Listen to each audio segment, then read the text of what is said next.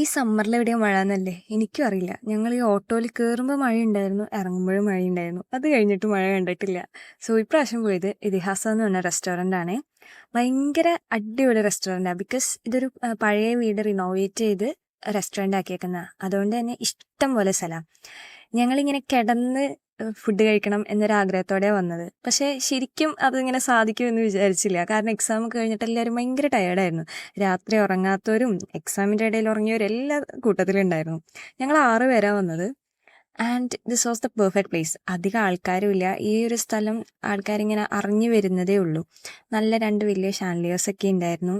ശരിക്കും ഭയങ്കര സ്പേഷ്യസാണ്. എത്ര ആൾ വന്നാലും അവിടെ ഇരിക്കാൻ സ്ഥലമുണ്ട്. പക്ഷേ ഫുഡ് കിട്ടാൻ കുറച്ച് ലേറ്റാന്ന് തോന്നുന്നു. ബിക്കോസ് അധികം ആൾ ഇങ്ങനെ വന്നു തുടങ്ങാത്ത കാരണം അവർ കുറച്ച് സ്ലോ ആണ്.